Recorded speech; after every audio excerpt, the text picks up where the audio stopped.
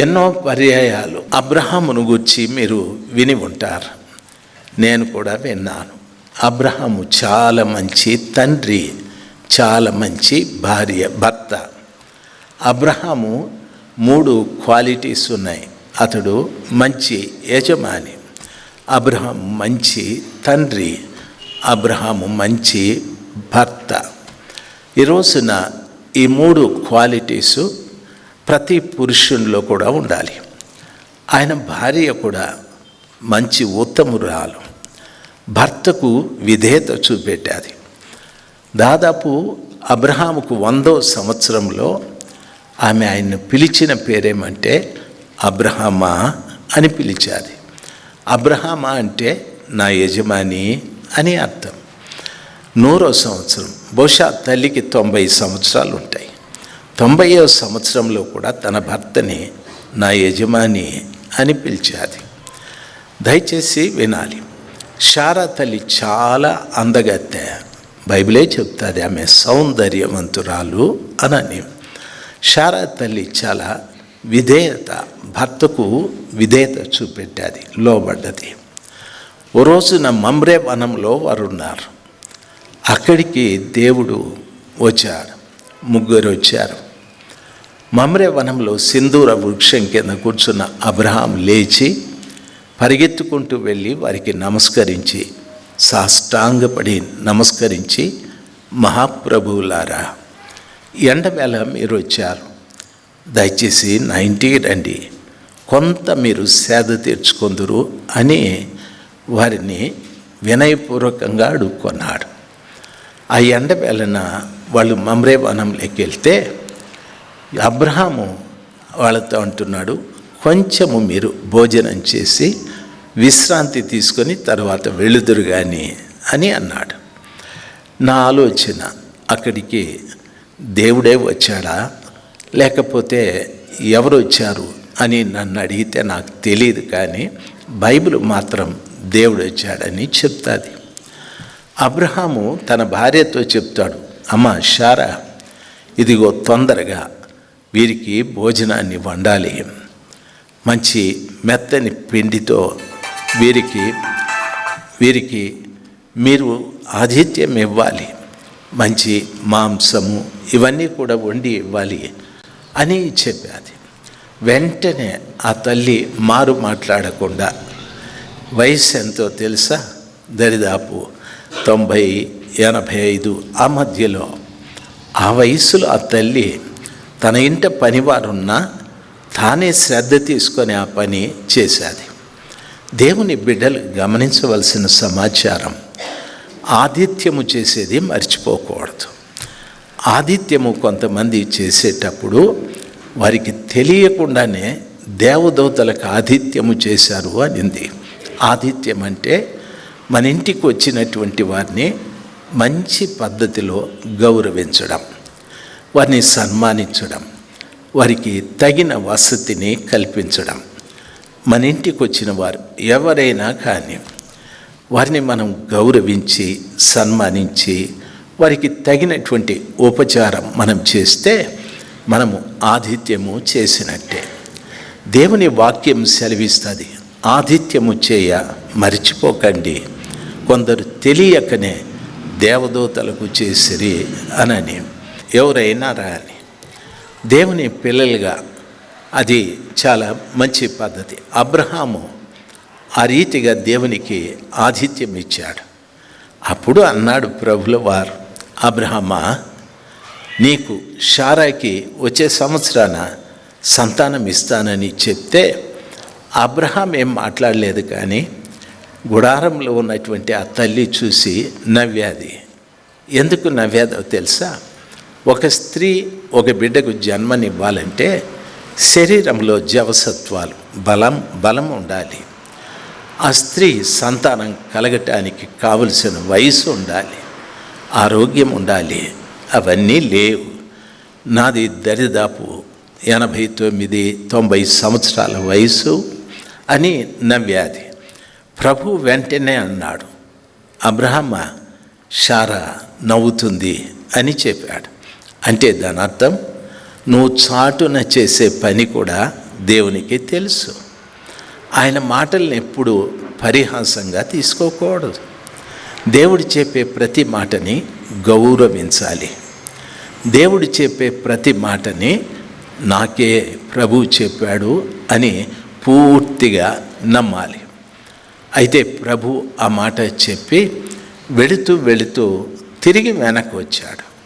వెనక్కి వచ్చి ప్రభు అనుకుంటున్నాడు, నా స్నేహితుడైన అబ్రహాముకు నేను చేయనుద్దేశించిన కార్యము చెప్పకుండా మానుకొందునా అని దగ్గరికి వచ్చి ఆయన అంటాడు, అబ్రహామా, ఆ కనిపించే సొదొమ గొమొర్రా పట్టణాలలో పాపం విస్తరించిపోయాది. పాపం చాలా భయంకరంగా పెరిగిపోయాది. ఆ పట్టణాల మీద నేను అగ్ని కురిపించేస్తాను అని చెప్పాడు.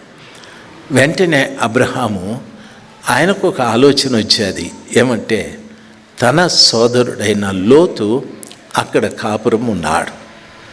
వెంటనే సొదొమ గొమొర్రా పట్టణాలు అగ్ని కురిపిస్తానంటే భయపడి అబ్రహాం అంటున్నాడు, ప్రభువా, ఆ పట్టణాల్ని కాల్చకుండా మానే అవకాశాలు ఉన్నాయా అంటే, లేరయ్యా, చాలా పాపాత్ములు ఉన్నారు, ఒక్కడు కూడా నీతిమంతుడు లేడు. ఒక్కడు నీతిమంతుడు ఉంటే నేనేమైనా చేస్తానన్నాడు. 50 మంది నీతిమంతుల్ని తీసుకురా అన్నాడు. లేరు.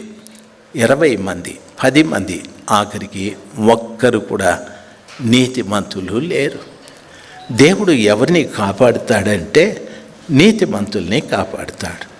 ఈ మాట గమనించాలి.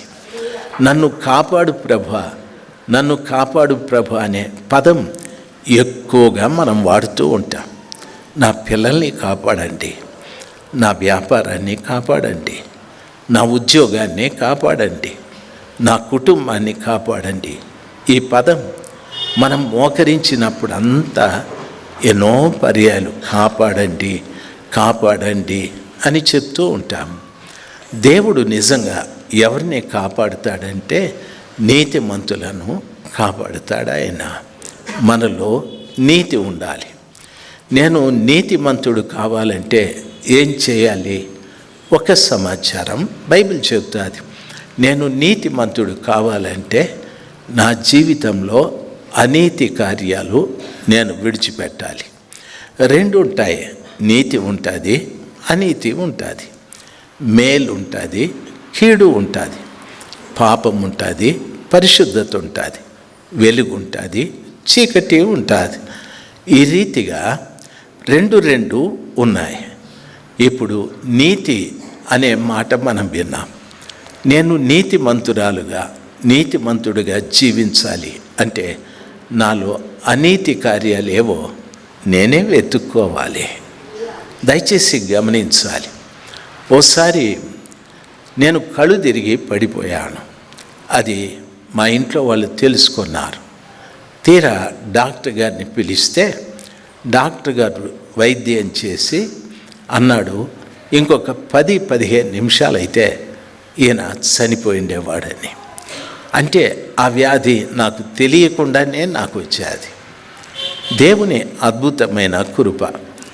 నేను బ్రతకాలనేది దేవుని చిత్తం కాబట్టి మా వారు కనిపెట్టుకొని నన్ను వైద్యులకు అప్పగించిన కారణాన వైద్యం చేస్తే స్వస్థత వచ్చేది. ఇప్పుడు నేను ఆ విధమైన స్థితి నాకు కలగకుండా జాగ్రత్తగా నేను కాపాడుకోవాలి, ఆరోగ్యాన్ని కాపాడుకోవాలి. నేను నిర్లక్ష్యం చేస్తే మళ్ళా అనారోగ్యం నాకు వస్తుంది. అందుకని ఆ జబ్బు రాకుండా వైద్యులు నాకు ఏం చెప్పారో దాన్ని ఖచ్చితంగా పాటిస్తాను. అది పాటిస్తే గనక రోగం నా దరిదాపులకి రాదు. మీకు అర్థమైంది అనుకుంటాను. కాబట్టి నీతి అనేటటువంటిది మనకు తెలుసు. సులభంగా మీకు అర్థం కావాలంటే పాపము చెయ్యొద్దు. పాపము చేయకపోతే నీవు నీతిమంతుడివే, నీతిమంతురాలివే. పాపం అంటే ఏమిటి అని మీరు అడగచ్చు. చిన్న అబద్ధం కూడా పాపమే. రెండవది, మన పక్కనున్న వాళ్ళని గూర్చి అసహించుకోవడం కూడా పాపమే. మన పక్కనున్న వారిని గురించి చెడుగా ఇంకొకరికి చెప్పడం కూడా పాపమే. ఇవన్నీ కూడా పాపమే. ఇవేవీ లేకుండా మనము పూర్తిగా దేవుని ఎదుట పరిశుద్ధంగా జీవించేదే నీతివంతమైన జీవితం.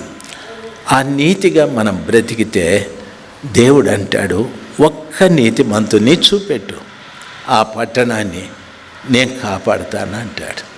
బైబిల్లో ఇంకొక మాట ఉంది, నీతిమంతుని ఇల్లు నిలుచును అని అంటాడు. మనం నీతిగా జీవిస్తే మన ఇల్లు నిలబడుతుంది. చూడండి, అప్పుడప్పుడు మనం వింటూ ఉంటాం, వాళ్ళొకప్పుడు చాలా బాగా బతికారండి, వాళ్ళ ఇంటి దగ్గర పనులు ఉండేవాళ్ళు, వాళ్ళకి వీళ్ళకు దానం చేసేవాళ్ళు. ఇప్పుడు వాళ్ళ పరిస్థితే బాగాలేదు, వాళ్ళే ఇంకొకరిని అడుక్కోవాల్సి వచ్చేది, వాళ్ళ ఇల్లు నిలబడలేదు అని అంటారు. ఒకప్పుడు వారికి 50 ఎకరాల పొలం ఉండేదండి. ఏం జరిగిందో జరిగింది.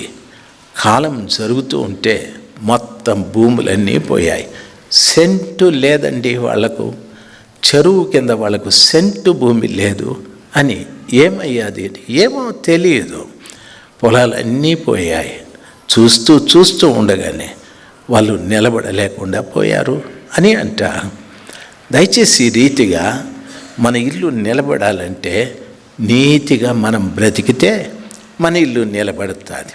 మన ఇల్లు నిలబడటానికి ఏం అవసరమో అవన్నీ మన ఇంట్లోకి వస్తాయి. ఒకటి, మన ఇల్లు నిలబడటానికి ఆహారం అవసరం, ఆరోగ్యం అవసరం, ఆర్థికం అవసరం. ఈ మూడింటిని మించి ఇంకేం కావాలా? ఈ మూడు ఉంటే మన ఇల్లు నిలబడినట్లే. చాలా కుటుంబాలలో ఆరోగ్యం లేదు, చాలా ఇబ్బంది పడుతూ ఉన్నారు. చాలా కుటుంబాల్లో ఆరోగ్యం ఉంది కానీ ఆహారం లేదు, చాలా ఇబ్బంది పడుతున్నారు. ఆరోగ్యము ఉంది, ఆహారము ఉంది, డబ్బులు లేవు, చాలా ఇబ్బంది పడుతూ ఉన్నారు. డబ్బు లేదండి. ఈ రీతిగా దేవుడు ఎదుట మనము నీతిమంతులుగా జీవిస్తే నా ఇల్లు నిలబడటానికి దేవుడు నా నీతిమంతుడైన నాకు ఆర్థికంగాను ఆరోగ్యపరంగాను ఆహారము ఇవన్నీ కూడా దయచేస్తాడు. అంటే మనకు ఎప్పుడు రోగాలు రావా? వస్తాయి, అయినా బాగు చేస్తాడు. ఎప్పుడు ఆర్థిక ఇబ్బందులు రావా? వస్తాయి, ఆయన ఆ కాలానికి తగినట్టుగా సహాయం చేస్తూ ఉంటాడు. దేవుడు నమ్మదగినవాడు. ఆయన ఎదుట మనం నీతిగా బ్రతకటానికి నేర్చుకోవాలి. నీతిగా బ్రతకటానికి అంటే కొంచెం కష్టమే. అంటే మనం ఎవరిని దూషించకూడదు, ఎవరి మీద చెడు మాటలు చెప్పకూడదు, ఎప్పుడూ కోపపడకూడదు, ఎప్పుడూ ఎవరి మీద అసూయ కలిగి ఉండకూడదు. ఇలాంటి చెడంతా కూడా నాలో నుండి నేనే తీసివేసుకోవాలి. ప్రభువా నువ్వు తీసివేయి అంటే ప్రభు తీసివేయడు, నేనే తీసివేసుకోవాలి. ఎప్పుడు నన్ను నేను శుభ్రం చేసుకుంటానో దేవుని నీతి నాలోకి వస్తుంది, నా ఇల్లు నిలబడుతుంది. హల్లెలూయా.